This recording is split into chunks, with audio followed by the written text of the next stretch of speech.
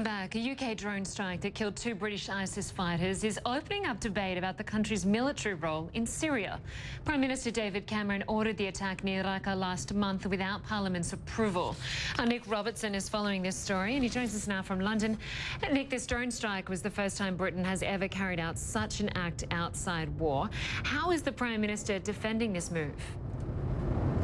Well, the Prime Minister said that he sought the legal advice of the Attorney General here first, and that legal advice he was given was that it was valid in this situation. The Prime Minister described as a point of national interest that the young men involved in this, these British ISIS members, had been involved and were involved in plotting and planning attacks on the mainland UK, and that therefore the only way to disrupt these plots, because they were inside Syria, the only way to disrupt them was to target them directly. So that's the way that is laid it out. Opposition MPs, human rights lawyers have called for more information. What was the precise nature of the information that was provided to the Attorney General to allow him to make this decision?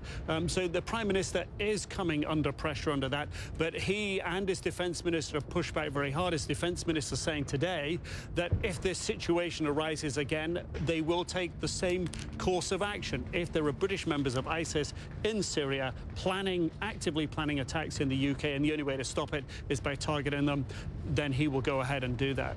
Lynda? And Nic, 2 years ago, Britain voted against airstrikes in Syria. Do you think this could be the turning point in terms of Britain's involvement in the war in Syria? In one way, we could already say that that point has been turned. You know, an armed drone operating with missiles operating in Syria is that turn already. British fighter aircraft, manned fighter aircraft, already operate against ISIS, but in the skies above Iraq.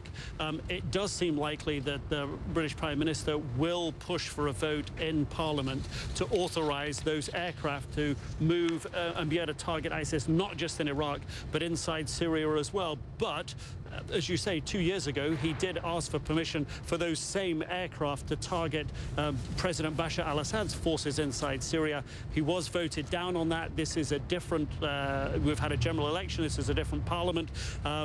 So he does seem to be, if you will, setting the stage here for an agenda to get Britain taking a more direct role to resolve the crisis inside Syria.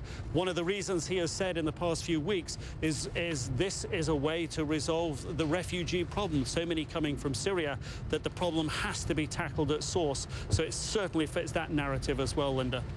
OK. Nic Robertson in London. Thank you.